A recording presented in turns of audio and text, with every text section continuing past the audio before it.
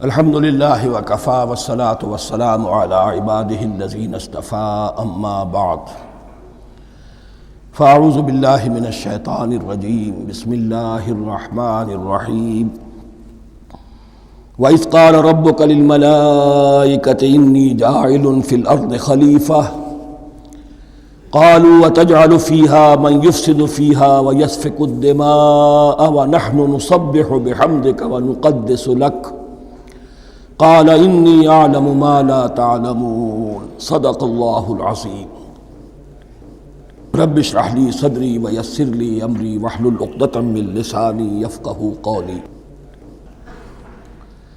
جیسا کہ میں نے عرض کیا تھا، سورہ بقرہ کے پہلے 4 رکوع نہایت اہم ہیں، نہایت جامع ہیں۔ پہلے 2 رکوعوں میں 3 قسم کے انسانوں کی وضاحت کی گئی، 3 قسم کے کردار کے نقشے کھینچ دیے گئے۔ تیسرے رکوع میں قرآن مجید کی دعوت کا خلاصہ آ گیا، توحید فی العقیدہ، توحید فی العمل، یعنی عبادت اللہ کی، ایمان بالرسالت، قرآن مجید کو منزل من اللہ کلام ماننا۔ اس میں اگر شک ہے تو جو بھی چیلنج تھا، اگر واقعتاً تمہیں شک ہے، حقیقت میں شک نہیں ہے، لیکن جیسا کہ تم کہہ رہے ہو کہ تمہیں شک ہے تو کوشش کرو اس کے مقابلے کی ایک صورت بنا لاؤ۔ پھر آخرت، جنت اور دوزخ، ان دونوں کا تذکرہ ہو گیا۔ پھر ایک خاص مسئلہ جو قرآن مجید کے اسلوب پر اعتراض کی شکل میں آیا کہ اس میں مچھر جیسی حقیر شے کا بھی تذکرہ ہے، اس کی حکمت بیان کر دی گئی کہ تشبیہ اور تمثیل میں ظاہر بات ہے کہ ممثل لہو اور ممثل بہی میں مناسبت چاہیے۔ جس چیز کے لیے تمثیل بیان کی جا رہی ہے، جس شے سے تمثیل بیان کی جا رہی ہے، ان میں مناسبت ہونی چاہیے، اس میں عظیم یا حقیر کا کوئی سوال نہیں۔ پھر یہ بات کہ جن لوگوں کے دلوں میں زیغ ہے، کجی ہے، وہ اس قرآن سے بھی ان کی ضلالت میں، گمراہی میں اضافہ ہوگا۔ جو لوگ طالب حق ہیں ان کو یہ قرآن مجید ہدایت دے گا، اور کن کو اللہ گمراہ کرتا ہے؟ جو سرکش ہے، جو نمبر 1 اللہ سے جو عہد کر کے دنیا میں آئے تھے اس کی خلاف ورزی کر رہے ہیں اور صلہ رحمی کے بجائے قطع رحمی کرتے ہیں۔ اس کے بعد ایک بہت اہم فلسفیانہ بات آ گئی، اور اسی کے ضمن میں میں نے اصل میں یہ ساری بات دہرائی ہے۔ میں نے کہا تھا کہ یہ بات واضح ہوگی آگے جا کر سورہ غافر میں۔ پھر ذہن میں لائیے کہ جب یہ صورت نازل ہوئی ہے، سورہ غافر نازل ہو چکی تھی، لہذا یہاں اجمالی تذکرہ ہے، وہاں تفصیلی تذکرہ ہے۔ اہل جہنم کا قول نقل ہوا ہے، ربنا امتنا اثنتین واحییتنا اثنتین فاعترفنا بذنوبنا فہل الی خروج من سبیل۔ اے اللہ، تو نے 2 مرتبہ ہم پر موت وارد کی، 2 مرتبہ ہمیں زندہ کیا، اب ہم نے اپنے قصور تسلیم کر لیے، تو اب یہاں سے بھی کوئی اور مرحلہ ہے یا نہیں؟ یہاں سے نکلنے کا بھی کوئی راستہ ہے یا نہیں؟ اس سے حقیقت یہ واضح ہوئی، انسان کی تخلیق اول ہوئی عالم ارواح میں، صرف ارواح کی حیثیت سے، اور حدیث میں آتا ہے الارواح جنود مجندہ، لشکروں کی شکل، تمام انسان۔ ان سے عہد لیا گیا الست بربکم قالوا بلی، پھر سلا دیا گیا ارواح کو۔ یہ گویا کہ پہلی موت تھی جو ہم گزار آئے۔ پھر عالم خلق کا مرحلہ آیا۔ عالم خلق میں یہ تناسل کے ذریعے سے رحم مادر میں جب ایک جنین تیار ہوتا ہے تو ایک حدیث ہے حضرت عبداللہ ابن مسعود سے، 4 مہینے کا جب جنین ہو جاتا ہے تو اس کے بعد وہ روح لا کر اس میں پھونک دی جاتی ہے۔ یہ گویا کہ احیاء اولا ہو گیا، پہلی مرتبہ کا زندہ کیا جانا، پہلی موت کی نیند سے جگا دیا گیا۔ اے تازہ واردان بساط ہوائے دل، اب ہم اس دنیا میں اس جسد کے ساتھ زندہ ہوئے، اب پھر موت آئے گی، جسد یہی چلا جائے گا جہاں سے آیا تھا، روح جہاں سے آئی تھی وہاں واپس جائے گی۔ ثم یمیتکم ثم یحییکم ثم الیہ ترجعون، پھر تمہیں اللہ کی طرف لوٹا دیا جائے گا۔ یہ ہے بہت گہرا نقطہ فلسفہ دین کا۔ اس کے بعد مضمون شروع ہو رہا ہے خلافت کا، جس کا اجمالی جو ہے تذکرہ تیسرے رکوع کی آخری آیت میں آ گیا۔ هو الذی خلق لکم ما فی الارض جمیعا، زمین میں جو کچھ ہے اے انسانوں تمہارے لیے پیدا کیا گیا۔ اسی کے ساتھ جڑتا ہوا مضمون اب خلافت کا آ رہا ہے۔ وَإِذْ قَالَ رَبُّكَ لِلْمَلَائِكَةِ إِنِّي جَاعِلٌ فِي الْأَرْضِ خَلِيفَةً، اور یاد کرو جب کہ کہا تھا تمہارے رب نے فرشتوں سے میں بنانے والا ہوں زمین میں ایک خلیفہ۔ اب خلیفہ کی حقیقت کو سمجھیے، خلیفہ کسے کہتے ہیں؟ نائب۔ عام طور پر لوگوں کو مغالطہ ہوتا ہے کہ خلیفہ جانشین جو ہے وہ تو کسی کے موت کے بعد ہوتا ہے، زندگی میں تو نہیں ہوتا۔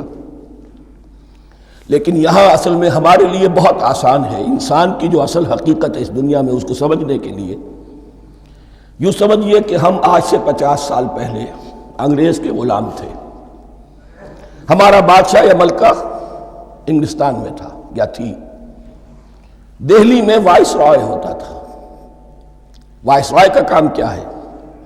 جو حکم آیا ہے ہز میجسٹیز گورنمنٹ کا یا ہر میجسٹیز گورنمنٹ کا جو حکم آیا ہے بلا چون و چرا، بغیر کسی تغیر اور تبدل کے نافذ کرے۔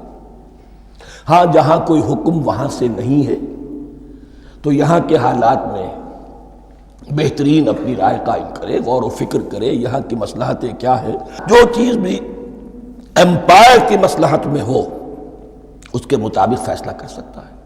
بین ہی یہی رشتہ ہے۔ اللہ ہے لیکن اللہ نے اپنے آپ کو غیب کے پردے میں چھپا لیا ہے۔ زمین پر انسان ہے، اب انسان کا کام یہ ہے جو ہدایت آ رہی ہے اللہ کی طرف سے اس پر تو بے چون و چرا عمل کرے۔ جہاں کوئی ایکسپریس ہدایت نہیں ہے، کوئی واضح ہدایت نہیں ہے، وہاں اپنے بیسٹ ججمنٹ کو ایکسرسائز کرے۔ اسی کا نام اجتہاد ہے۔ غور و فکر کرے، سوچے، اور جو بات روح دین کے زیادہ سے زیادہ مطابقت رکھنے والی ہو اس کو اختیار کر لے۔ بین ہی یہی رشتہ ہے در حقیقت، رشتہ خلافت کہ جو اللہ اور انسان کے مابین ہے۔ اب یہ جو دی گئی ہے یہ حیثیت تمام انسانوں کو دی گئی ہے۔ پوٹینشلی ہر انسان اللہ کا خلیفہ ہے، لیکن جو اللہ کا باغی ہو جائے، جو خود حاکمیت کا مدعی ہو گیا، گویا کہ وہ باغی ہے۔ اب اگر شاہ جہان بادشاہ تھا، اس کا کوئی ولی عہد تھا، اور ولی عہد جو ہے صبر نہیں کر سکتا، اپنے باپ کی زندگی ہی میں بغاوت کر دیتا ہے، حکومت حاصل کرنا چاہتا ہے، تو اب وہ کیا ہے؟ واجب القتل ہے۔ جو لوگ بھی حاکمیت کے مدعی ہو گئے، ویسے تو حقیقت واجب القتل ہے، لیکن دنیا میں مہلت دی ہے اللہ نے، یہ دارالامتحان ہے، فوراً قتل نہیں کرتا، فوراً ختم نہیں کرتا۔ وَلَوْلَا كَلِمَةٌ سَبَقَتْ مِن رَبِّكَ إِلَىٰ أَجَلٍ مُّسَمًّى لَقُضِيَ بَيْنَهُمْ، اگر یہ پہلے بات طے نہ ہو چکی ہوتی، ایک وقت معین تک کے لیے انہیں مہلت اللہ نے نہ دی ہوتی تو اللہ فیصلہ چکا دیتا، لیکن مہلت دی ہے۔ لیکن کم سے کم اتنی سزا ملتی ہے کہ اب وہ خلافت کے حق سے محروم کر دیے گئے۔ گویا کہ اب خلافت دنیا میں ہوگی خلافت المسلمین، صرف وہی شخص کہ جو اللہ کو مانے اپنا حاکم مطلق، وہ خلافت کا اہل ہے۔ تو یہ چند باتیں خلافت کی اصل حقیقت کے ضمن میں یہیں پر سمجھ لیجیے۔ وَإِذْ قَالَ رَبُّكَ لِلْمَلَائِكَةِ إِنِّي جَاعِلٌ فِي الْأَرْضِ خَلِيفَةً قَالُوا أَتَجْعَلُ فِيهَا مَن يُفْسِدُ فِيهَا وَيَسْفِكُ الدِّمَاءَ وَنَحْنُ نُسَبِّحُ بِحَمْدِكَ وَنُقَدِّسُ لَكَ۔ اور یاد کرو جب کہ تمہارے رب نے کہا تھا فرشتوں سے کہ میں زمین میں خلیفہ بنانے والا ہوں، تو انہوں نے کہا کہ کیا تو بنائے گا اس میں جو فساد مچائے گا اس میں اور خوریزی کرے گا۔ وَنَحْنُ نُسَبِّحُ بِحَمْدِكَ وَنُقَدِّسُ لَكَ، ہم آپ کی تسبیح اور تحمید اور آپ کی تقدیس میں لگے ہوئے ہیں۔ قَالَ إِنِّي أَعْلَمُ مَا لَا تَعْلَمُونَ، فرمایا میں جانتا ہوں جو تم نہیں جانتے۔ اب یہاں سوال پیدا ہوتا ہے کہ فرشتوں کو یہ گمان کیسے ہوا، یا یہ خیال کیسے ہوا؟ دو رائے ہیں اس میں۔ ایک تو یہ کہ انسان کی تخلیق سے پہلے اس دنیا میں جنات تھے، اور انہیں بھی کچھ اللہ نے تھوڑا سا اختیار دیا تھا، اور انہوں نے یہاں فساد مچایا۔ انہی پر قیاس کرتے ہوئے فرشتوں نے سمجھا کہ انسان بھی پھر زمین میں فساد مچائے گا، خونریزی کرے گا۔ ایک دوسری اصولی بات یہ کہی گئی ہے کہ خلافت کا لفظ جب استعمال ہوا تو اس کے معنی ہے کہ کوئی نہ کوئی اختیار بھی ملے گا۔ جنات کے بارے میں خلافت کا لفظ کہیں نہیں آیا، انسان کے بارے میں آ رہا ہے۔ خلیفہ بالکل بے اختیار نہیں ہوتا، جیسا کہ میں نے عرض کیا، جہاں واضح حکم ہے تو اس کی تو تنفیذ، جہاں نہیں ہے وہاں اپنی رائے سے جتنا بھی بہتر سے بہتر سوچ سکتا ہو انسان رائے قائم کرے۔ یہ اختیار جو ہے، ظاہر بات ہے جہاں اختیار ہوگا صحیح استعمال ہونے کا بھی امکان ہے، غلط استعمال ہونے کا بھی امکان ہے۔ اختیار تو بلکہ یہ کہ آپ کا پولیٹیکل سائنس کا تو ایکسیم یہ ہے، authority turns to corrupt and absolute authority corrupts absolutely۔ تو ٹینڈنسی کرپشن کی ہوتی ہے اختیار کے اندر۔ اس بنا پر انہوں نے قیاس کیا کہ اس میں فساد ہوگا، خونریزی ہوگی۔ اللہ تعالیٰ نے فرمایا اپنی حکمتوں سے میں خود واقف ہوں، میں کیوں بنا رہا ہوں یہ میں جانتا ہوں، تم نہیں جانتے۔ وَعَلَّمَ آدَمَ الْأَسْمَاءَ كُلَّهَا، اور اللہ نے سکھا دیے آدم کو تمام کے تمام نام۔ اب اس میں بھی ایک رائے تو یہ ہے، بلکہ اس میں تقریباً اجماع ہے مفسرین کا، کہ اس سے مراد ہے تمام اشیاء کے نام، اور تمام اشیاء کے نام سے مراد ہے ان کی حقیقت کا علم۔ ہیومن نالج جو ہے اگر آپ اس کا تجزیہ کریں گے تو وہ یہی ہے کہ انسان ایک چیز کو پہچانتا ہے، پھر اس کے لیے ایک نام رکھتا ہے یا کوئی ٹرم اس کے لیے قائم کرتا ہے۔ اس نام یا ٹرم اور اس کے حوالے سے، اصطلاح کے حوالے سے بہت سے حقائق کو اپنے ذہن کے اندر محفوظ کرتا ہے۔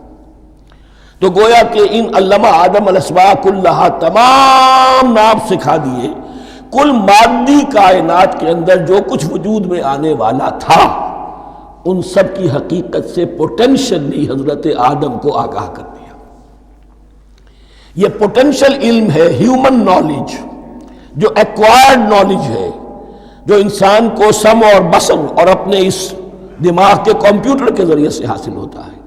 ایک ہے ریویلڈ نالج جو اللہ وحی کے ذریعے سے بھیجتا ہے، ایک ہے ایکوائرڈ نالج، انسان خود علم حاصل کرتا ہے۔ اس نے آنکھوں سے دیکھا، کان سے سنا، نتیجہ نکالا، اور اس کمپیوٹر نے اس کو پروسیس کیا، اس نتیجے کو کہیں میموری کے اندر سٹور کر لیا۔ یہ کمپیوٹر ہے بہت بڑا۔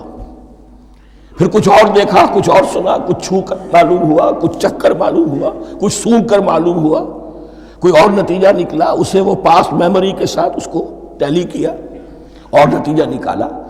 اس طرح رفتہ رفتہ ان السمع والبصر والفؤاد کل اولئک کان عنہ مسئولا، یہ ایکوائرڈ نالج تین چیزوں سے انسان کو حاصل ہو رہا ہے، سماعت، بصارت اور یہ عقل، جو فائدہ اخذ کرتی ہے، جو اس کو پروسیس کرتی ہے، اس تمام جو سینس ڈیٹا اس کو مہیا ہوتا ہے سینس آرگنز کے ذریعے سے۔ یہ علم ہے جو پوٹینشلی حضرت آدم کو دے دیا گیا۔ اس کی ایکسفولیشن ہو رہی ہے، اب درجہ بدرجہ وہ علم پھیل رہا ہے، بڑھ رہا ہے، اور بڑھتے بڑھتے کہاں تک پہنچے گا ہم کچھ نہیں کہہ سکتے۔ کہاں سے کہاں پہنچ گیا انسان۔ اس نصف صدی کے اندر علم انسانی میں جو ایکسپلوژن ہوا ہے، میں اور آپ اس کا تصور تک نہیں کر سکتے۔ اکثر بڑے بڑے جو سائنسدان ہیں انہیں تصور نہیں ہے، اس لیے کہ ایک شخص اپنی لائن فزکس کے بارے میں جانتا ہے کیا کچھ ہو گیا، یا فزکس کی بھی کسی شاخ کے بارے میں جانتا ہے، باقی دوسری جو لائن ہے اسے کچھ پتہ نہیں۔ اسپیشلائزیشن کا دور ہے، لہذا جو ایکسپلوژن کہا جائے، دھماکہ ہوا ہے علم کا، اس کا کوئی اندازہ نہیں ہے ہمارے پاس، اور کس تیزی کے ساتھ وہ چیز آگے بڑھ رہی ہے، کس تیزی کے ساتھ ایک چیز آج جو ایجاد ہوئی چند دنوں کے اندر اندر اس کے بعد اس کا نیا کوئی ورشن آ جاتا ہے اور یہ چیز جو ہے آبسولیٹ ہو جاتی ہے۔ کمیونیکیشن کے اندر جو انقلاب عظیم برپا ہوا ہے، تو آپ یہ سمجھیے کہ اقبال نے جو شعر کبھی کہا تھا کہ عروج آدم خاکی سے انجم سہمے جاتے ہیں، کہ یہ ٹوٹا ہوا تارا مہ کامل نہ بن جائے۔ اور یہ مہ کامل بنے گا کب؟ جب دجال کی شکل اختیار کرے گا۔ دجال کون ہوگا؟ جو ان تمام قواعد طبیعہ کے اوپر قابو پا لے گا، جب چاہے گا جہاں چاہے گا بارش برسائے گا، رزق کے تمام خزانے اپنے ہاتھ میں لے لے گا، جو اس کے اوپر ایمان لائے گا اسی کو ملے گا، کسی اور کو نہیں ملے گا، اس کی آواز پوری دنیا میں سنائی دے گی، وہ چند دنوں کے اندر پوری دنیا کا چکر لگا لے گا۔ یہ ساری چیزیں جو حدیث میں دجال کے بارے میں آئی ہیں وہ اسی علم آدم، ایکوائرڈ نالج کے اس حد کو پہنچ جانا کہ وہ ٹوٹل مسٹریز نیچر کی جو ہے وہ اس پر منکشف ہو جائے اور ان قواعد طبیعہ کو وہ ہارنس کر لے، قابو میں لے آئے اور انہیں استعمال کرے۔ کبھی جب ہمارے کسی بہت 200-300ویں کوئی پیڑھی میں کوئی ہمارے جد امجد ہوں گے جنہوں نے کوئی چٹان دیکھی کہ گری، پتھر پر پتھر ٹکرایا تو آگ اس میں سے شعلہ نکلا، اس کا یہ مشاہدہ کافی ہو گیا آگ پیدا کرنے کے لیے۔ پتھروں کو ٹکراؤ، آگ پیدا کر لو۔ یہ اس دور کی سب سے بڑی ایجاد تھی، آگ، انرجی۔ اب وہ انرجی کہاں سے کہاں پہنچی، وہ آگ نے بھاپ کی شکل اختیار کی، پھر ہم نے بجلی ایجاد کی، اور کب کیا ہے، ایٹمک انرجی ہے، اور نہ معلوم کیا کیا ہے، واللہ اعلم۔ ان تمام چیزوں کا تعلق ہے خلافت ارضی کے ساتھ، لہذا فرشتوں کو جو بتایا گیا وہ یہ ہے کہ آدم کو علم بھی دیا جا رہا ہے، صرف اختیار ہی نہیں دیا جا رہا، علم دیا جا رہا ہے۔ وَعَلَّمَ آدَمَ الْأَسْمَاءَ كُلَّهَا ثُمَّ عَرَضَهُمْ عَلَى الْمَلَائِكَةِ، پھر ان تمام اشیاء کو پیش کیا فرشتوں کے سامنے۔ فَقَالَ أَنبِئُونِي بِأَسْمَاءِ هَؤُلَاءِ، اور فرمایا کہ مجھے بتاؤ ان چیزوں کے نام، ان کنتم صادقین، اگر تم سچے ہو۔ قالوا سبحانک لا علم لنا الا ما علمتنا، انہوں نے کہا پروردگار تو پاک ہے ہر نقص سے، ہر عیب سے، ہر ضعف سے، ہر احتیاج سے، مبرہ ہے، منزہ ہے، اعلیٰ ہے، عرفہ ہے۔ لا علم لنا الا ما علمتنا، ہمیں کوئی علم حاصل نہیں سوائے اس کو جو تو نے ہمیں سکھا دیا ہے۔ اس کی تعبیر یہی بہتر معلوم ہوتی ہے کہ ملائکہ کی حیثیت در حقیقت اس کائناتی جو حکومت ہے اللہ کی، آفاقی حکومت، اس کے کارندوں کی ہے، یہ اس کے سول سرونٹس ہیں، تو ہر ایک کو صرف اس کے شعبے کے متعلق علم دیا گیا ہے، علم جامع نہیں ہے، تمام چیزوں کا علم یہ معلوم کرنے کی استعداد ان کے پاس نہیں ہے۔ کوئی فرشتہ فرض کیجئے بارش کے اوپر مامور ہے، کوئی پہاڑوں پر مامور ہے، جس کا ذکر سیرت میں آتا ہے کہ جب طائف میں حضور پر پتھراؤ ہوا ہے تو اس کے بعد ایک فرشتہ حاضر ہوا ہے کہ میں ملک الجبال ہوں، اللہ نے مجھے پہاڑوں پر مامور کیا ہوا ہے، آپ اگر فرمائیں تو جن لوگوں نے آپ کو ستایا ہے، یہ جو طائف جن دو پہاڑوں کے درمیان یہ وادی ہے، ان کو آپس میں ٹکرا دوں کہ یہ پس کر اور سرما بن جائے۔ آپ نے فرمایا نہیں، کیا عجب، اللہ تعالیٰ ان کی اگلی نسلوں کو ہدایت دے دے۔ تو فرشتے ہیں، کوئی پہاڑوں پر مامور ہے، کوئی کسی خدمت پر مامور ہے، ان کو علم دیا گیا ہے صرف انہی کی اپنی جو بھی فرائض منصبی ہیں ان کے شعبے سے متعلق، کل نہیں۔ جامعیت جو ہے علم کی وہ ہے کہ جو حضرت آدم علیہ السلام کو پوٹینشلی دے دی گئی اور جو اب بڑھتے بڑھتے ایک بہت جلاور درخت بن چکا۔ سبحانک لا علم لنا الا ما علمتنا انک انت العلیم الحکیم، یقیناً آپ ہی کی ذات ہے جو کل کے کل علم کی حامل ہے اور جس کے اوپر حکمت بھی، جس کی حکمت بھی کامل ہے، باقی تو ہر مخلوق میں سے ہر ایک کا علم ناقص رہے گا۔ العلیم، کل علم کا جاننے والا تو ہی ہے، الحکیم، کل حکمت وہ تو تیرے ہی پاس ہے۔ قال یا آدم انبئہم باسمائہم، اللہ نے فرمایا کہ آدم ان کو بتاؤ ان کے نام۔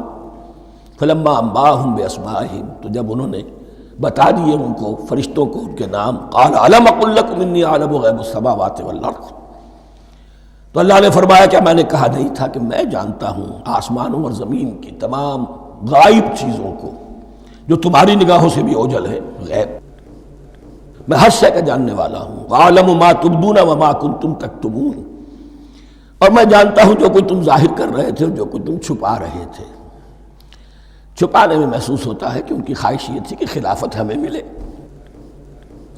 ہم خدام ادب ہیں، ہر وقت تسبیح و تحمید اور تقدیس میں مصروف ہیں، جو حکم ملتا ہے بجا لاتے ہیں، تو یہ خلافت کسی اور مخلوق کو کیوں ملے؟ یہاں صرف یہ اور بتا دوں کہ یہ چونکہ اب ایک تیسری مخلوق کا ذکر بھی بعد میں آئے گا،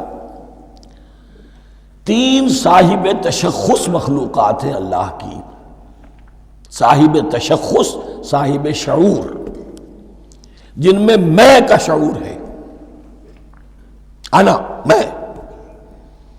ایک ملائکہ ہیں، ان کی تخلیق نور سے ہوئی ہے۔ ایک انسان ہے جن کی تخلیق گارے سے ہوئی ہے۔ ایک جنات ہیں جن کی تخلیق آگ سے ہوئی ہے۔ باقی حیوانات ہیں، ان میں شعور تو ہے، خود شعور ہی نہیں ہے۔ Self consciousness, there is a world of difference between consciousness and self consciousness. انسان جب دیکھتا ہے تو اس کو یہ بھی معلوم ہے میں دیکھ رہا ہوں۔ کتا بلہ دیکھتا ہے، اسے یہ اندازہ نہیں ہوتا کہ میں دیکھ رہا ہوں، دیکھنے کا ایک نتیجہ ہے جو نکل آتا ہے، لیکن میں کا وجود نہیں ہے۔ یہ انا، سیلف، ایگو، یہ انسان میں ہے، جنات میں ہے، شعور میں، اور فرشتوں میں ہے۔ ایک نوری مخلوق، ایک ناری مخلوق، ایک زمین کے اس کرسٹ میں، یہ جو مٹی اور گارے، مٹی اور پانی کا جو ملغوبہ ہے گارے کی شکل میں، اس سے بنا ہے۔ قال یا آدم انبئهم باسمائهم فلما انباهم باسمائهم قال الم اقل لكم انی اعلم غیب السماوات والارض واعلم ما تبدون وما كنتم تكتمون وإذ قلنا للملائكة اسجدوا لآدم فسجدوا الا ابلیس۔ اور یاد کرو جب کہ ہم نے کہا فرشتوں سے سجدہ کرو سب کے سب آدم کو، جھک جاؤ آدم کے سامنے، فسجدوا، ان سب نے سجدہ کیا، الا ابلیس، سوائے ابلیس کے۔ پہلی بات تو یہ سمجھیے کہ تمام ملائکہ کے سجدے کی ضرورت کیا تھی؟ کیا یہ صرف تعظیماً تھا؟ اور تعظیماً اگر تھا تو کیا آدم خاکی کی تعظیم تھی یا کسی اور شے کی تعظیم تھی؟ مکی صورتوں میں یہ بات 2 جگہ واضح کی گئی ہے۔ فَإِذَا سَوَّيْتُهُ وَنَفَخْتُ فِيهِ مِن رُوحِي فَقَعُوا لَهُ سَاجِدِينَ، جب میں اس آدم کی تخلیق مکمل کر لوں اور اس میں اپنی روح میں سے پھونک دوں، تب گر پڑنا اس کے سامنے سجدے میں۔ تعظیم اگر ہے تو آدم خاکی کی نہیں ہے، اس کے اندر جو ڈیوائن ایلیمنٹ ہے، جو ڈیوائن سپارک ہے، جو روح ربانی ہے، میری روح، اس کی ہے۔ اور نمبر 2، اس کی حکمت کیا ہے، علت کیا ہے، غرض و غایت کیا ہے؟ جیسا کہ میں نے عرض کیا، اس کائنات کی اس حکومت کے کارندے تو وہ ہیں۔ خلیفہ بنایا جا رہا انسان کو، جب تک یہ ساری سول سروس اس کے تابع نہ ہو، خلافت کیسے کرے گا؟ دیکھیے میں جانا چاہتا ہوں، چوری کرنے کے لیے جانا چاہتا ہوں، راستے میں کتنے فیکٹرز ہوں گے، کتنے فزیکل فینومینا ہوں گے۔ میں چلنا چاہتا ہوں، میں زمین کو دھکیلتا ہوں، زمین مجھے دھکیلتی ہے، زمین مجھے نہ دھکیلے تو میں کیسے چلوں گا؟ یہ پوری کائنات جو ہے، یہ جب ہم کوئی ارادہ کرتے ہیں اور کوئی فعل کرتے ہیں تو اس فعل کے پورے ہونے میں، اس کے ظہور میں نہ معلوم کون کون سے ایلیمنٹس ہیں، کون کون سی فورسز آف دی نیچر ہیں جو ہمارے ساتھ موافقت کرتی ہے تو ہم وہ کام کر سکتے ہیں۔ اور ان سب پر فرشتے مامور ہیں، ہر ایک کی اپنی ڈومین ہے۔ اگر وہ تابع نہ ہوں تو خلافت کی کوئی معنی نہیں۔ خلافت دی گئی ہے، یہ ادھر جانا چاہتا ہے جانے دو، یہ نماز کے لیے مسجد میں جانا چاہتا ہے جانے دو، یہ چوری کے لیے نکلا ہے نکلنے دو، اس لیے کہ اس کو جو اختیار دیا گیا ہے، اس کے اختیار کے استعمال میں یہ تمام جو قوتیں ہیں وہ اس کے ساتھ موافقت کرتی ہیں، تب اس کا کوئی ارادہ، وہ اچھا ہو یا برا، وہ پایہ تکمیل کو پہنچ سکتا ہے۔ یہ گویا کہ سبارڈینیشن اس کے لیے سمبل کہ تمام فرشتوں کو جھکا دیا گیا۔ البتہ اس آیت میں ایک مغالطہ پیدا ہوتا ہے، الا ابلیس، سوائے ابلیس کے۔ مغالطہ یہ پیدا ہوتا ہے کہ شاید وہ بھی فرشتہ تھا، اس لیے کہ حکم تو فرشتوں کو دیا گیا تھا۔ پھر نوٹ کیجئے، اس سے پہلے، بہت پہلے سورہ کہف نازل ہو چکی ہے، اور سورہ کہف میں فرما دیا گیا ہے کان من الجن ففسق عن امر ربی، وہ جن تھا پس اس نے سرکشی کی اپنے رب کے حکم سے۔ فرشتے کی شان یہ نہیں ہے، وہ اللہ کے کسی حکم کی سرتابی نہیں کرتا۔ لا یعصون اللہ ما امرہم ویفعلون ما یؤمرون، وہ اللہ کے کسی حکم کی نافرمانی نہیں کرتے اور جو حکم ملتا ہے بجا لاتے ہیں۔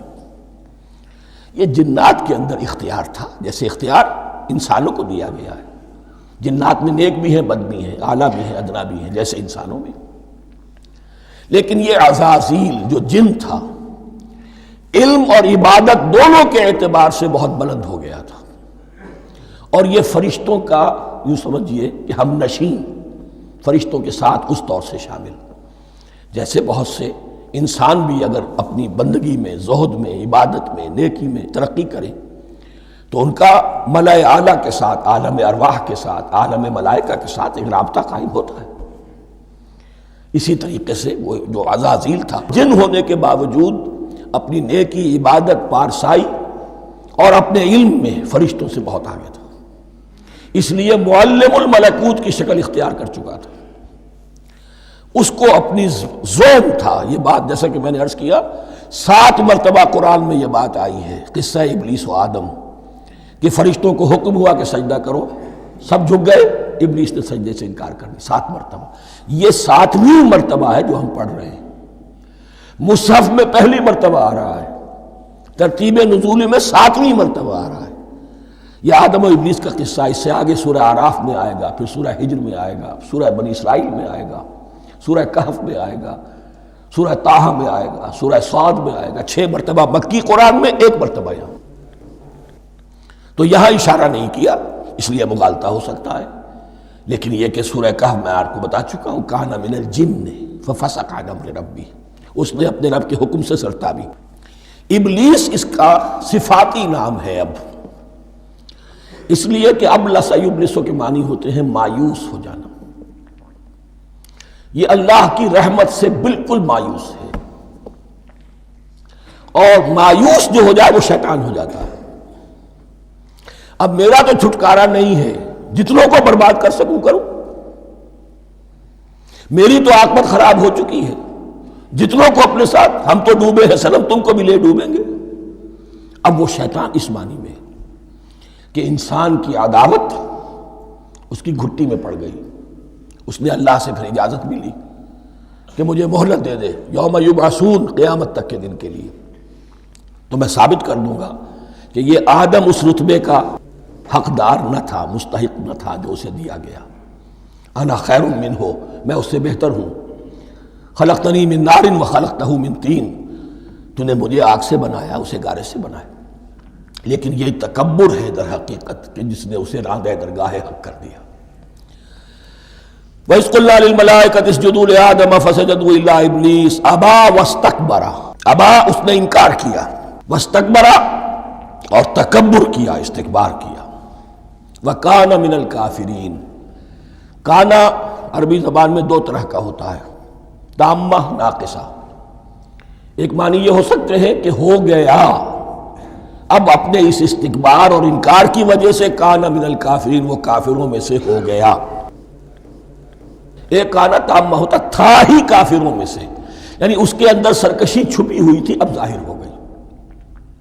یہ معاملہ ہوتا ہے، کسی شخص کی بدنیت ہی اس کے اوپر پردے پڑے رہتے ہیں نیکی کے، زہد کے، کسی خاص وقت میں آ کر وہ ننگا ہو جاتا ہے، اور جو اس کے اندر تھا اصل، اس کی حقیقت، وہ سامنے آ جاتی ہے۔ اس کا امکان ہے، تو دونوں معنی اس کے ہو سکتے ہیں۔ وَقُلْنَا يَا آدَمُ اسْكُنْ أَنْتَ وَزَوْجُكَ الْجَنَّةَ، اور ہم نے کہا کہ اے آدم رہو تم اور تمہاری بیوی جنت میں۔ اب یہ جنت کون سی ہے؟ اکثر حضرات کے نام کر کے نزدیک یہ جنت کہیں آسمان ہی میں تھی، آسمان ہی میں حضرت آدم کی تخلیق ہوئی۔ البتہ یہ سب مانتے ہیں کہ ایک وہ جنت الفردوس جو ہے، جس میں جانے کے بعد پھر واپس نکلنے کا کوئی امکان نہیں، یہ وہ جنت نہیں ہے جس میں کہ آخرت میں لوگوں کو جا کر داخل ہونا ہے، اس میں داخل ہونے والے کے نکلنے کا کوئی امکان نہیں۔ ایک رائے یہ بھی ہے، میرا رجحان اس رائے کی طرف ہے، تخلیق آدم اسی زمین پر ہوئی ہے۔ وہ جن مراحل سے گزری ہے تخلیق، وہ ایک علیحدہ مسئلہ ہے۔ بایولوجی اور وحی دونوں اس پر متفق ہیں کہ مٹی سے، کرسٹ آف دی ارتھ سے انسان بنا ہے، اس پر اتفاق ہے، قرآن کا بھی اور بایولوجی کا بھی، جدید علم الحیوانات کا بھی، علم الحیات کا۔ سٹیجز کیا ہیں اس میں اختلاف ہو سکتا ہے، اس کو چھوڑ دیجئے، وہ اس وقت کا بحث نہیں۔ یہی کسی اونچے مقام پر کوئی سرسبز و شاداب علاقہ تھا جہاں حضرت آدم کو رکھا گیا، کہ جہاں ہر طرح کے میوے تھے، ہر شے، لا تظمأ فیہا ولا تضحیٰ، نہ اس میں بھوک لگے گی، نہ دھوپ تمہیں ستائے گی، ہر طرح کی چیز تمہیں فراہم ہے۔ وہاں رکھے گئے ہیں صرف ایک ڈیمانسٹریشن کے لیے، کہ انہیں نظر آ جائے کہ شیطان میرا دشمن ہے، وہ مجھے ورغلائے گا، طرح طرح سے میرے اندر وسوسہ اندازی کرے گا، میرے اور میری اولاد کے، صرف ایک ڈیمانسٹریشن۔ اس کی مثال یوں سمجھیے کہ سلیکشن تو ہو گیا، سی ایس پی گریڈ میں کوئی شخص آ گیا ہے، لیکن اب وہ سول سروس اکیڈمی میں رکھا جا رہا ہے۔ تو یہ کوئی اکیڈمی ہو سکتا ہے اسی زمین پر ہو، صرف بتانا یہ تھا کہ تمہیں معلوم ہو جائے کہ یہ شیطان تمہارا دشمن ہے۔ اس لیے کہ اس میں جو ایک لفظ حبوط کا آ رہا ہے، وہ حبوط صرف ایک ہی معنی میں نہیں ہوتا، دوسری معنی میں بھی ہے۔ واللہ عالم، یہ چیزیں پھر متشابہات میں رہیں گی، اس لیے ان کے بارے میں کوئی ایک رائے دوسری رائے، اس کے لیے ذہن سے، عقل سے بات کر کے ایک یا دوسری رائے اختیار کر سکتے ہیں۔ وَقُلْنَا يَا آدَمُ اسْكُنْ أَنْتَ وَزَوْجُكَ الْجَنَّةَ، اور ہم نے کہا کہ رہو اے آدم، تم بھی اور تمہاری بیوی بھی باغ میں، اس باغ میں، الجنہ، اس باغ میں، گویا کہ اشارہ کیا جا رہا۔ وَكُلَا مِنْهَا رَغَدًا حَيْثُ شِئْتُمْ، اور کھاؤ اس میں سے با فراغت جہاں سے چاہو، ہر طرح کا پھل ہے کھاؤ۔ وَلَا تَقْرَبَا هَٰذِهِ الشَّجَرَةَ، یہاں پہ اس درخت کا نام نہیں دیا گیا، اشارہ اس درخت کے قریب مت جانا۔ فَتَكُونَا مِنَ الظَّالِمِينَ، تو تم ظالموں میں سے ہو جاؤ گے، تم حد سے گزرنے والوں میں سے ہو جاؤ گے۔ اب اس کی بھی حکمت سمجھیے کہ چونکہ ڈیمانسٹریشن کرانی ہے کہ تمہیں کسی چیز سے، ہزار چیزیں مباح ہیں دنیا میں، چند چیزیں پینے کی حرام ہیں، اب تم اگر ان ہزار مباح چیزوں کو چھوڑ کر حرام چیز کو پیتے ہو تو یہ تمہارا اختیار ہوا، جبکہ اللہ تعالیٰ نے مباحات کا دائرہ بہت وسیع رکھا ہے۔ جس سے چاہو چند رشتے ہیں جو بیان کر دیے گئے، یہ حرام ہے، محرمات ہے، ابدیہ ہیں، ان سے تو شادی نہیں ہو سکتی، باقی کسی مسلمان عورت سے دنیا کے کسی کونے میں وہ شادی کر سکتے، کروڑوں کے آپشنز آپ کے لیے خالی کھلے ہیں، لیکن پھر بھی انسان شادی نہ کرے، زنا کرے، یہ گویا کہ اس کی اپنی خباثت نفس ہے۔ ایک نہیں، دو دو، تین تین، چار چار تک شادی کرو، اجازت ہے تمہیں۔ تو اس اعتبار سے مباحات، اب یہ پورا باغ تمہارے لیے مباح ہے، بس ایک درخت ہے، اس کے پاس نہ جانا، اور درخت کا نام لینے کی کوئی ضرورت نہیں، تو آزمائش تھی نا، صرف ایک آزمائش اور اس کی ڈیمانسٹریشن۔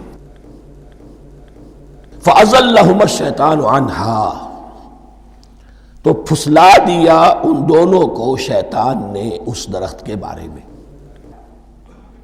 اب وہ کس کس طریقے سے پھسلایا، یہ بھی جیسا کہ میں نے عرض کیا 6 مرتبہ چونکہ یہ قصہ آ چکا ہے، اس کی آپ کو سورہ طٰہٰ میں تفصیل ملے گی، کس کس طریقے سے پھسلایا اور اس بات کے لیے تیار کیا۔ فَأَخْرَجَهُمَا مِمَّا كَانَا فِيهِ، تو نکلوا دیا ان دونوں کو اس کیفیت میں سے جس میں کہ وہ تھے، وہ کیفیت کہ نہ کوئی مشقت ہے، نہ کوئی محنت ہے، اور انسان کو ہر طرح کا اچھے سے اچھا پھل مل رہا ہے، تمام ضروریات فراہم ہیں، خاص کوئی حلۂ جنت ہے جس کا کہ لباس بھی عطا کیا گیا ہے، لیکن ان کیفیات سے اب نکال کر، اب جسے آپ کہیں گے بٹر فیکٹس آف لائف، اچھا اب جاؤ، یہ ڈیمانسٹریشن کرنی تھی، ہو گئی، شیطان تمہارا دشمن ہے، تمہارا اور تمہاری نسل کا، شیطان لعین، اور وہ تمہیں پھسلائے گا جیسے آج پھسلایا ہے۔ تم آگاہ رہنا اس کی شرارتوں سے، ان الشیطان لکم عدو فاتخذوہ عدوا، یہ شیطان تمہارا دشمن ہے، اسے اپنا دشمن ہی سمجھو، لیکن یہ ہے کہ اگر کچھ لوگ اسے دوست بنا لیں، اس کے ایجنٹ بن جائیں، اس کے کارندے بن جائیں، یہ ان کا چوائس ہے جس کی سزا انہیں ملے گی۔ فَأَخْرَجَهُمَا مِمَّا كَانَا فِيهِ وَقُلْنَا اهْبِطُوا بَعْضُكُمْ لِبَعْضٍ عَدُوٌّ، اور ہم نے کہا اترو، تم سب ایک دوسرے کے دشمن ہوگے، اب یہ چونکہ جمع کا صیغہ آیا ہے، ایک دوسرے کے دشمن ہو گئے، تو ایک دشمنی تو شیطان اور آدم اور ذریت آدم کی ہے، ایک اور دشمنی بھی ہے جو انسان میں مرد اور عورت کے مابین ہے۔ عورت بھی پھسلاتی ہے، غلط راستے پر ڈالتی ہے، مرد عورتوں کو گمراہ کرتے ہیں، عورتیں مردوں کو گمراہ کرتی ہیں۔ قرآن مجید میں کہا گیا یا ایھا الذین آمنوا ان من ازواجکم واولادکم عدوا لکم فاحذروہم، اہل ایمان چوکنے رہو، چوکس رہو، تمہاری بیویوں اور اولاد میں سے تمہارے دشمن ہیں، بچ کر رہو، کیپ الرٹ، کہیں ان کی محبت تمہیں راہ حق سے منحرف نہ کر دے۔ تم ایک اچھا کام کرنا چاہتے ہو، بیوی رکاوٹ بن گئی، بیوی کو اچھا کام کرنا چاہتی، شوہر رکاوٹ بن گیا، تو یہ محبت نہیں ہے، یہ عداوت ہے۔ اس حوالے سے بعضکم لبعض عدو وَلَكُمْ فِي الْأَرْضِ مُسْتَقَرٌّ وَمَتَاعٌ إِلَىٰ حِينٍ، اور تمہارے لیے اب زمین میں مستقر ہے، جائے قیام ہے اور متاع ہے، ضرورت کی چیزیں ہیں ہم نے فراہم کر دی ہیں، إِلَىٰ حِينٍ، لیکن ایک وقت معین تک کے لیے، یہ ابدی نہیں ہے، ایک وقت آئے گا یہ بساط ہم لپیٹ دیں گے۔ یوم نطوی السماء کطی السجل للکتب، جس دن کہ ہم تمام فضاؤں کو اور تمام خلاؤں کو، تمام آسمانوں کو اس طرح لپیٹ لیں گے جیسے کتابوں کا طمار لپیٹ لیا جاتا ہے۔ ایک وقت آئے گا، یہ تخلیق الی اجل مسمى ہے، الی حین ہے۔ فتلقى آدم من ربہ کلمات فتاب علیہ، تو سیکھ لیے، حاصل کر لیے آدم نے اپنے رب سے کچھ کلمات، تو اللہ نے ان کی توبہ قبول کر لی۔ اب اس کی وضاحت سورہ اعراف میں ہے، یہ تو چونکہ پس منظر میں وہ 2/3 قرآن موجود ہے، اس کی وضاحت کیا ہے کہ حضرت آدم میں سخت پشیمانی پیدا ہوئی ہے، میں نے کیا کیا، مجھ سے خطا سرزد ہو گئی، اللہ کے حکم کی میں نے خلاف ورزی کی، لیکن ان کے پاس الفاظ نہیں تھے کن الفاظ میں اللہ سے استغفار کریں، کن الفاظ میں اللہ سے معافی چاہیں۔ اللہ کی رحمت یہ ہوئی کہ اللہ نے الفاظ انہیں خود تلقین فرما دی۔ یہ اللہ کی شان رحیمی ہے۔ اصل شے جو ہے وہ انسان کے اندر گناہ پر ندامت کا پیدا ہو جانا ہے، یہ اصل توبہ ہے۔ علامہ اقبال نے جو بڑی اپنی آغاز عنفوان شباب میں جو اشعار کہے تھے، ان میں سے ایک شعر کو سن کر پھڑک اٹھے تھے اس وقت کے اساتذہ بھی۔ موتی سمجھ کے شان کریمی نے چن لیے، قطرے جو تھے میرے عرق انفعال کے، انفعال کہتے ہیں شرمندگی کو، شرمندگی سے میری پیشانی پر جو پسینے کے قطرے نمودار ہو گئے، میرے پروردگار کو وہ اتنے عزیز ہوئے، اس نے انہیں موتی کی طرح چن لیا۔ موتی سمجھ کے شان کریمی نے چن لیے، قطرے جو تھے میرے عرق انفعال کے، تو فتلقى آدم من ربہ کلمات، ان پر پچھتاوا ہوا، ندامت ہوئی، اللہ نے انہیں الفاظ، وہ الفاظ کیا تھے وہ سورہ اعراف میں ہیں، ربنا ظلمنا انفسنا وان لم تغفر لنا وترحمنا لنکونن من الخاسرین، اے اللہ ہم نے اپنی جانوں پر ظلم کیا ہے، اور اگر تو نے ہمیں بخش نہ دیا اور رحم نہ فرمایا تو ہم تو خسارہ والوں میں ہو جائیں گے، تباہ ہو جائیں گے، برباد ہو جائیں گے۔ یہی پر فوری تقابل موجود ہے۔ غلطی ابلیس سے بھی ہوئی، حکم سے سرتابی ہوئی، لیکن اس پر ندامت نہیں ہوئی، تکبر کی بنا پر اور اکڑ گیا، انا خیر منہ۔ غلطی آدم سے بھی ہوئی، نافرمانی ہوئی، لیکن اس پر پشیمان ہوئے اور توبہ کی۔ وہ شیطنت ہے، یہ آدمیت ہے، ورنہ کوئی انسان گناہ سے اور معصیت سے مبرہ نہیں ہے۔ حضور کی ایک حدیث ہے، کل بنی آدم کلکم خطاؤون، کل بنی آدم خطاؤون وخیر الخطائین التوابون، آدم کے تمام اولاد، تمام انسان خطا کار ہیں، ان خطا کاروں میں بہتر وہ ہیں، اچھے وہ ہیں جو توبہ کرتے ہیں۔ تو یہاں حضرت آدم سے غلطی ہوئی، انہوں نے توبہ کی، پشیمانی ہوئی، ندامت ہوئی، اس نے کی اور اس پر جم گیا، اصرار کیا. فتلقى آدم من ربه کلمات فتاب علیہ انہ هو التواب الرحیم. یقیناً وہی تو ہے بہت توبہ کو قبول فرمانے والا اور بہت رحم فرمانے والا. یہ نوٹ کیجئے گا توبہ کا لفظ دونوں طرف سے آتا ہے. بندہ بھی تواب وخیر الخطائین التوابون. تواب بندے بھی ہو گئے، تواب اللہ بھی ہے. اس کی اصل حقیقت کیا ہے؟ بندے نے خطا کی اور دور ہو گیا اللہ سے. اللہ نے اپنی رحمت کی نگاہ اس سے پھیر لی. بندے نے توبہ کی، اللہ پھر اپنی رحمت کے ساتھ اس کی طرف متوجہ ہو گیا. توبہ کے معنی پلٹنا. بندہ معصیت سے توبہ کر کے اپنی اصلاح کی طرف، بندگی کی طرف، اطاعت کی طرف پلٹ آیا. اللہ نے جو اپنی نظر رحمت پھیر لی تھی، اللہ نے پھر وہی اپنی شان غفاری اور رحیمی کے ساتھ بندے کی طرف توجہ فرما لی. جس کے لیے حدیث میں الفاظ آتے ہیں تم اگر میری طرف بالشت بھراؤ گے میں ہاتھ بھراؤں گا، تم اگر چل کر آؤ گے میں دوڑ کر آؤں گا. ہم تو مائل بکرم ہے کوئی سائل ہی نہیں، راہ دکھلائیں کسے رہنم منزل ہی نہیں. وہ تو تواب ہے. بس فرق یہ ہے کہ تابہ بندے کے لیے ہوگا تو الہ ہوگا، تابہ الہ، انی تبت الیک. اور جب اللہ کی طرف سے ہوگا تابہ علیہ، وہ اعلیٰ ہوگا، اس پر توبہ کی. یعنی اللہ کی بلند شان ہے تو انسان توبہ کرتا ہے تو اس کی طرف توبہ کرتا ہے. اللہ کی شان کیا ہے؟ وہ توبہ کرتا ہے تو بندے پر علیٰ. فتاب علیہ انہ هو التواب الرحیم. قلنا اہبطوا منہا جمیعا. ہم نے کہہ دیا اتر جاؤ اس سے اب تم سب کے سب. فَإِمَّا يَأْتِيَنَّكُم مِّنِّي هُدًى. اب یہاں لفظ آیا اہبطوا، یہاں بھی پہلے بھی آیا ہے. جو حضرات یہ سمجھتے ہیں کہ تخلیق آدم آسمانوں پر ہوئی ہے اور جنت بھی وہ آسمان میں ہے جہاں رکھے گئے تھے، آزمائشی یا ٹریننگ یا ڈیمانسٹریشن والی جنت، وہ یہاں حبوط کا ترجمہ کریں گے کہ آسمان سے زمین پر اترنے کا حکم دیا گیا. جو لوگ سمجھتے ہیں یہی کسی بلند مقام پر تھے، وہ کہتے ہیں کہ نیچے اترو، کسی بڑی اونچی سطح مرتفع پر اگر کوئی جگہ تھی تو اب نیچے اترو اور جاؤ، اب تمہیں زمین میں ہل چلانا پڑے گا اب روٹی حاصل کرنے کے لیے. یہ جو نعمتوں کے دسترخوان یہاں بچھے ہوئے تھے یہ اب تمہارے لیے نہیں ہے. اس کے لیے اس معنی میں اس لفظ کا استعمال جو ہے وہ آ جائے گا آگے چل کر اسی سورہ بقرہ کے اندر، کہ اس معنی میں بھی سورہ بقرہ کے 7ویں رکوع میں یہ لفظ استعمال ہوا ہے.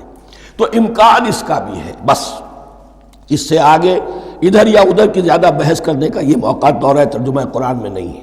قُلْ اهْبِطُوا مِنْهَا جَمِيعًا فَإِمَّا يَأْتِيَنَّكُم مِّنِّي هُدًى فَمَن تَبِعَ هُدَايَ فَلَا خَوْفٌ عَلَيْهِمْ وَلَا هُمْ يَحْزَنُونَ. تو جب بھی آئے گی تمہارے پاس میری جانب سے کوئی ہدایت، تو جو کوئی میری ہدایت کی پیروی کرے گا اس کے لیے نہ خوف ہوگا اور نہ وہ حزن سے دوچار ہوگے. یہ ہے علم انسانی کا دوسرا گوشہ، ریویلڈ نالج. اس چوتھے رکوع کی جو حسن ہے اسے دیکھیے. شروع میں ایکوائرڈ نالج کا ذکر ہے جو پوٹینشلی حضرت آدم کی ذات میں رکھ دیا گیا اور جو انسان نے پھر اپنی محنت سے ان السمع والبصر والفؤاد اس کے ذریعے سے آگے بڑھایا. یہ علم ہے چل رہا ہے. آج مغربی اقوام ہم سے بہت آگے ہیں. کبھی ایک زمانے میں مسلمان آگے نکل گئے تھے، لیکن ظاہر بات ہے کہ اس دنیا میں عروج تو انہی کو ہوگا جو ان چیزوں میں سب سے زیادہ جس کی آگہی حاصل ہوگی. البتہ ایک علم وہ ہے جو آسمان سے نازل ہوتا ہے، یہ گیون ہے، ریویلڈ نالج ہے، یہ وحی ہے. فَإِمَّا يَأْتِيَنَّكُم مِّنِّي هُدًى. تمہارے مقام خلافت کا تقاضا یہ ہے جو احکام ہمارے آئے، جو ہدایات ہم بھیجیں ان کو تو پوری طریقے سے اس کی پیروی کرو. فَمَن تَبِعَ هُدَايَ. تو جو کوئی بھی میری ہدایت کی پیروی کرے گا فَلَا خَوْفٌ عَلَيْهِمْ وَلَا هُمْ يَحْزَنُونَ. وَالَّذِينَ كَفَرُوا. اور جو ناشکری کریں گے، کفر کریں گے، انکار کریں گے، وَكَذَّبُوا بِآيَاتِنَا. اور ہماری آیات کو جھٹلائیں گے، فَأُولَٰئِكَ أَصْحَابُ النَّارِ هُمْ فِيهَا خَالِدُونَ. تو وہ جہنمی ہوں گے، آگ والے ہوں گے، اس میں ہمیشہ ہمیشہ رہیں گے. یہ ہے گویا کہ چارٹر، اس نوع انسانی کو جو ابدی چارٹر اللہ نے دیا ہے، جبکہ زمین کا چارج دے دیا گیا خلیفہ کی حیثیت سے۔ یہاں یہ 4 رکوع جو ہے سورہ بقرہ کے، جو میں نے عرض کیا تھا، قرآن کی دعوت، قرآن کا بنیادی فلسفہ، اس پر یہ جام ہے، اور یہ مکی صورتوں کے مضامین کا خلاصہ۔ اب یہاں سے شروع ہو رہا ہے 5ویں رکوع سے، مسلسل 10 رکوع، مسلسل خطاب ہے بنی اسرائیل سے۔ البتہ ان میں ایک تقسیم ہے، پہلے رکوع میں دعوت ہے۔ دعوت جب ہوتی ہے تو آمادہ کرنا، تشویق، ترغیب، دل جوئی، نرمی، یہ دعوت کے اجزاء لا ینفک ہیں، اس کے بغیر دعوت مؤثر نہیں ہوتی۔ لہذا ان 7 آیات میں یہ یوں سمجھیے کہ ان 10 رکوعوں کے لیے یہ بمنزلہ فاتحہ ہے، جیسے سورہ فاتحہ 7 آیتوں کی، ایسے ہی اس دعوت سابقہ امت مسلمہ کو دعوت دی جا رہی ہے۔ تو کس طرح دی جا رہی ہے؟ یہ کون تھے؟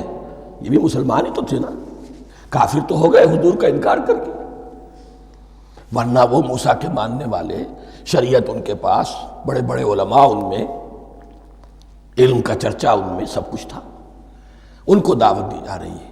لیکن میں اس لیے آپ کو چاہتا ہوں، اس کو توجہ دلا رہا ہوں، آج اگر مسلمانوں میں جو غافل ہو گئے، اپنی حقیقت کو بھول گئے، اپنے فرض منصبی سے غافل ہو گئے، دنیا کے اور قوموں کی طرح کی ایک قوم بن کر رہ گئے، اگر کوئی ایک داعی گروہ کھڑا ہو، کوئی جماعت، کوئی فرد، اور اس سے جماعت بنے، تو ظاہر بات ہے سب سے پہلے اسے اسی امت کو دعوت دینی ہوگی، اس لیے کہ دنیا تو اسلام کو پہچانے گی اس امت کے حوالے سے۔ فزیشین ہیل تھائی سیلف، پہلے یہ تو ٹھیک ہو، یہ کہیں پر صحیح اسلام کا نمونہ پیش کرے تو دنیا کو دعوت دے سکو گے، آؤ دیکھو یہ ہے اسلام۔ اس لیے ان کو جو دعوت دینے کا اسلوب ہونا چاہیے وہ عکس ہوگا اس اسلوب کا جو ان 7 آیات میں ہمارے سامنے آ رہا ہے۔ یا بنی اسرائیل اذکروا نعمتی التی انعمت علیکم، اے بنی اسرائیل، اسرائیل کو سمجھ لیجئے یہ مرکب لفظ ہے، اسر، اسی سے اسیر بنا ہے، اسیر جو کسی کا قیدی ہوتا ہے، ایل عبرانی میں اللہ کے لیے ہے، اور اسرائیل کا ترجمہ ہے عبداللہ، اللہ کا غلام، اللہ کے ساتھ بندھا ہوا اس کی اطاعت کے قلاتے کے اندر۔ تو یہ اسرائیل یہ لقب ہے حضرت یعقوب علیہ السلام کا، ان کے 12 بیٹے تھے، 12 بیٹوں سے جو نسل چلی وہ بنی اسرائیل ہے، انہی میں حضرت موسیٰ کی بعثت ہوئی اور تورات انہیں دی گئی، پھر یہ ایک بہت بڑی امت بنے۔ ان پر 4 ادوار آ چکے تھے قرآن مجید کے نزول کے وقت، 2 مرتبہ اللہ کی رحمت کی بارشیں ہوئیں، انہیں عروج نصیب ہوا، 2 مرتبہ ان کو دنیا پرستی، شہوت پرستی، اللہ کے احکام کو پس و پیش ڈال دینے کی سزا میں عذاب کے کوڑے ان پر برسے۔ اس کا ذکر آئے گا سورہ بنی اسرائیل کے پہلے رکوع میں۔ اس وقت جب کہ قرآن نازل ہو رہا ہے، اس وقت وہ اپنے اس زوال کے دور میں تھے۔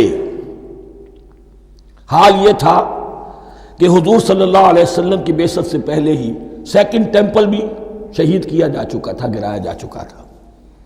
حضرت سلیمان نے جو بنایا تھا ہیکل سلیمانی، جس کو یہ 1st ٹیمپل کہتے ہیں، اسے نیبوکدنضر نے گرا دیا تھا حضرت مسیح سے بھی کئی 100 سال پہلے۔ لیکن اس کے بعد پھر یہ رومنز نے سن 70 عیسوی میں حضور کی ولادت سے 500 برس پہلے ان کا یہ یروشلم تباہ و برباد ہوا، اس میں لوگوں کو قتل کیا گیا، قتل عام ہوا، اور 2nd ٹیمپل جو ہے وہ بھی گرا دیا گیا، جو اب تک گرا پڑا ہوا ہے۔ صرف ایک ویلنگ وال ہے جس کے پاس جا کر یہودی جو ہے ماتم کر لیتے ہیں، روتے ہیں، اور اب وہ بنانے پر تلے ہوئے ہیں اپنا 3rd ٹیمپل، اس کے نقشے بن چکے ہیں، بلو پرنٹ بن چکے ہیں۔ لیکن بہرحال جس وقت قرآن نازل ہو رہا تھا یہ بہت ہی پستی میں تھے۔ اس کے بارے میں فرمایا، اے بنی اسرائیل ذرا یاد کرو میرے اس انعام کو جو تم پر ہوا۔ وہ انعام کیا ہے؟ میں نے تمہیں اپنی کتاب دی، نبوت سے سرفراز فرمایا، اپنی شریعت تمہیں عطا فرمائی، تمہیں داؤد، تمہارے اندر داؤد اور سلیمان جیسے بادشاہ اٹھائے جو بادشاہ بھی تھے، نبی بھی تھے۔ وَأَوْفُوا بِعَهْدِي، اور میرے وعدے کو پورا کرو تاکہ میں بھی اپنے وعدے کو پورا کروں۔ یہ وعدہ ہے جو کتاب استثناء جو ہے اولڈ ٹیسٹمنٹ کی، ڈیوٹرانومی، اس کے 18ویں باب کی آیت نمبر 18 اور 19 میں ہے۔ حضرت موسیٰ سے خطاب کر کے اس میں اللہ نے یہ الفاظ فرمائے، میں ان کے بھائیوں میں سے تیرے مانند ایک نبی برپا کروں گا اور اس کے منہ میں اپنا کلام ڈالوں گا، اور وہ وہی کچھ بتائے گا جو میں اس سے کہوں گا۔ یہ گویا کہ حضرت موسیٰ علیہ السلام کی امت کو بتایا جا رہا تھا کہ نبی آخر الزماں آئیں گے اور تمہیں انہیں قبول کرنا ہے۔ قرآن مجید میں اس کا بڑا تفصیلی ذکر سورہ اعراف میں آئے گا انشاءاللہ، لیکن یہاں فرمایا اوفوا بعہدی اوف بعہدکم، تم میرا عہد پیرا پورا کرو، میرے اس نبی کو تسلیم کرو، اس پر ایمان لاؤ، اس پر کی صدا پر لبیک کہو، تو میں تمہیں میرے انعام و اکرام اور بڑھتے چلے جائیں گے۔ وَإِيَّايَ فَارْهَبُونِ، اور صرف مجھ سے ڈرو۔ وَآمِنُوا بِمَا أَنزَلْتُ مُصَدِّقًا لِمَا مَعَكُمْ، اور ایمان لاؤ اس پر جو میں نے نازل کیا ہے، جو تمہارے پاس جو تورات ہے اس کی تصدیق کرتے ہوئے آیا ہے۔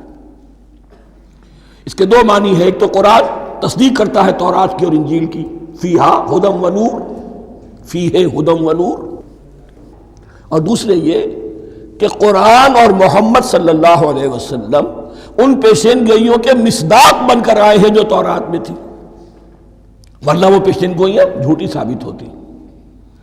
ان کے مصداق کون ہے؟ قرآن اور محمد صلی اللہ علیہ وسلم، یہ دونوں معنی اس کے ہیں۔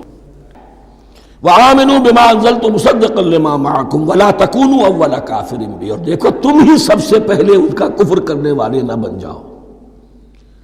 تمہیں تو سب کچھ معلوم تھا، تم تو منتظر تھے، تم تو آخری نبی کے انتظار میں تھے اور ان کے حوالے سے دعائیں کیا کرتے تھے کہ اللہ اس نبی آخر الزمان کے واسطے سے ہماری مدد فرما اور کافروں کے مقابلے میں ہمیں فتح عطا فرما۔ یہ آئے گا آگے چل کر اسی سورہ بقرہ کے اندر۔ لیکن اب تم ہی سب سے بڑھ کر کافر ہو گئے، تم ہی سب سے بڑھ کر دشمن ہو گئے۔ وَلَا تَكُونُوا أَوَّلَ كَافِرٍ بِهِ وَلَا تَشْتَرُوا بِآيَاتِي ثَمَنًا قَلِيلًا، اور دیکھو میری ان آیات کے عوض حقیر سی قیمت قبول نہ کرو۔ یہ آیات الہیہ ہیں، ان کو رد کر رہے ہو کس لیے؟ ہماری مسندیں، ہماری حیثیت، ہماری چودراہٹیں، کہیں ان پر کوئی آنچ نہ آ جائے۔ حقیر سی چیزیں، یہ صرف اس دنیا کا سامان ہے، اس کے سوا کچھ نہیں۔ وَلَا تَشْتَرُوا بِآيَاتِي ثَمَنًا قَلِيلًا وَإِيَّايَ فَاتَّقُونِ، اور صرف مجھ سے تقوی اختیار کرو، میرا تقوی اختیار کرو۔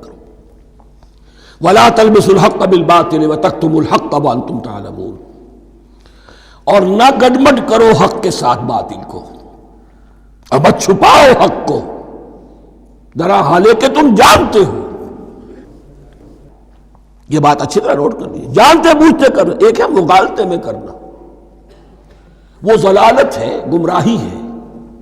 ایک جان بوجھ کر کرنا، حق کو پہچان کر اسے رد کرنا، یہ پھر اللہ تعالیٰ کے غضب کو دعوت دینا ہے، ریت آف اللہ، اس کے غضب کو دعوت دینا ہے کہ حق کو پہچان کر اس کی نفی کی جائے۔ وَأَنْتُمْ تَعْلَمُونَ، علماء یہود قرآن مجید میں آگے چل کر آئے گا، ایسے پہچانتے تھے محمد کو اور قرآن کو جیسے اپنے بیٹوں کو، یعرفونہ کما یعرفون ابناہم، ایسے پہچانتے جیسے اپنے بیٹوں۔ وَأَقِیمُوا الصَّلَاةَ وَآتُوا الزَّکَاةَ، دیکھو نماز قائم کرو، زکوٰۃ ادا کرو۔ وَارْکَعُوا مَعَ الرَّاکِعِینَ، اور جھکنے والوں کے ساتھ جھکو۔ یہ اول تو رکوع کو انہوں نے اپنے ہاں سے خارج کر دیا تھا، ثانیاً باجماعت نماز ان کے ہاں ختم ہو گئی تھی۔ وَارْکَعُوا مَعَ الرَّاکِعِینَ، جماعت باجماعت نماز کی طرف اشارہ ہے۔ أَتَأْمُرُونَ النَّاسَ بِالْبِرِّ وَتَنْسَوْنَ أَنفُسَكُمْ، کیا تم لوگوں کو نیکی کا حکم دیتے ہو، تقویٰ کی، پارسائی کی تعلیم دیتے ہو؟ میں کہہ رہا ہوں نا کہ اصل میں مخاطب کون ہے؟ علماء یہود۔ اس آیت سے ثابت ہو گیا عالم ہمارا بھی جب بھی کھڑا ہوگا اونچے سے اونچا آواز کہے گا، اعلیٰ سے اعلیٰ بات کہے گا۔ اکثر و بیشتر کا حال یہ ہے کہ ان کا اپنا کردار دیکھیے تو کوئی مناسبت ہی نہیں اس سے کہ جو وہ بات کہہ رہا ہے، جو لوگوں کو دعوت دے رہا ہے اس پر خود عمل نہیں۔ تو یہی در حقیقت علماء یہود کا کردار بن چکا تھا۔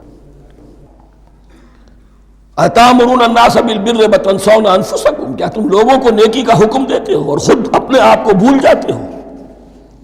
وَأَنْتُمْ تَتْلُونَ الْكِتَابَ، اور یہ سب کچھ تم کر رہے ہو اس حال میں کہ کتاب پڑھتے بھی ہو، تورات پڑھتے ہو، صاحب تورات ہو۔ ہمارے بھی بہت سے علماء کا، علماء سو جنہیں ہم کہتے ہیں، حال یہ ہو چکا ہے، خود بدلتے نہیں قرآن کو بدل دیتے ہیں، ہوئے کس درجہ فقیہان حرم بے توفیق۔ جو صورتحال ہے صرف قرآن کا متن بچا ہوا ہے، اس کے مفہوم میں، اس کی تفسیر میں، اس کے ترجمے میں تو تحریفیں موجود ہیں، بڑی بڑی تحریفیں موجود ہیں، متن بچا ہوا ہے، وہ اس لیے کہ اللہ تعالیٰ نے اس کی حفاظت کا ذمہ لیا ہے۔ وَاسْتَعِینُوا بِالصَّبْرِ وَالصَّلَاةِ، اور مدد حاصل کرو دو چیزوں سے، صبر اور نماز۔ یہ صبر کا لفظ یہاں پر بہت قیمتی ہے، بہت بامانی ہے۔ علماء سو کیوں وجود میں آتے ہیں؟ جب وہ دنیا کے کتے بن جائیں گے تو وہ دین کو بدنام کرنے والے ہوں گے۔ بظاہر دینی مناسب ہیں لیکن اصل میں ان کے پردے میں دنیا داری کی جا رہی ہے، صبر نہیں۔ بس صبر کے ساتھ اور نماز کے ساتھ، اس لیے کہ آپ صحیح راستے پر آئیں گے۔ اگر کوئی عالم دین لوگوں پر تنقید کرے گا، لولا ینہاہم الربانیون والاحبار، کیوں نہیں روکتے ان کے علماء اور ان کے اولیاء اور صوفیاء ان کو حرام کھانے سے اور جھوٹ بولنے سے؟ اگر کوئی شخص روکے گا اس کو پھر نذرانے تو نہیں ملیں گے، اس کی خدمتیں تو نہیں ہوگی۔ اگر تو دنیا میں صبر اختیار کرنا ہے تب تو آپ حق بات کہہ سکتے ہیں، اور اگر دنیاوی ایمبیشنز ہیں تو پھر آپ کو کہیں نہ کہیں کمپرومائز کرنا پڑے گا۔ وَاسْتَعِینُوا بِالصَّبْرِ وَالصَّلَاةِ، صبر اور نماز۔ وَإِنَّهَا لَكَبِیرَةٌ، اور یقیناً یہ بہت بھاری شے ہے، بہت بھاری شے ہے۔ عام طور پر خیال یہ ہے کہ انہا کی ضمیر صرف صلاۃ کی طرف جاتی ہے، نماز بہت بھاری ہے۔ ایک رائے یہ ہے کہ نہیں، یہ پورے طرز عمل کی طرف جا رہی ہے، یہ طرز عمل کہ خود صبر کرو، اس دنیا میں صبر کرو، دنیا اور دنیا کے متعلقات میں کم سے کم پر قانے ہو جاؤ، اور حق کا بول بالا کرنے کے لیے میدان میں آ جاؤ، یہ طرز عمل۔ اور اس میں پھر نماز، الصلاۃ عماد الدین۔ وَإِنَّهَا لَكَبِيرَةٌ إِلَّا عَلَى الْخَاشِعِينَ، یہ یقیناً بہت بھاری چیز ہے، یہ روش، یہ رویہ بھی بہت بھاری اور نماز بھی بہت بھاری ہے، سوائے ان خشوع رکھنے والوں کے، ڈرنے والوں کے، جن کے دل جھک گئے ہیں اللہ کے سامنے۔ الذین یظنون انہم ملاقو ربہم، جنہیں یہ یقین ہے کہ انہیں اپنے رب سے ملاقات کرنی ہے، جیسا کہ میں نے شروع میں توجہ دلائی تھی، وبالآخرۃ ہم یوقنون، یہ ایمان بالآخرت ہے جو انسان کو سیدھا رکھتا ہے عمل کے میدان میں۔ الذین یظنون انہم ملاقو ربہم وانہم الیہ راجعون، اور جنہیں یہ یقین ہے کہ بالآخر اسی کی طرف ہمیں لوٹنا ہے۔ بارک اللہ لی ولکم فی القرآن العظیم ونفعنی وإیاکم بالآیات والذکر۔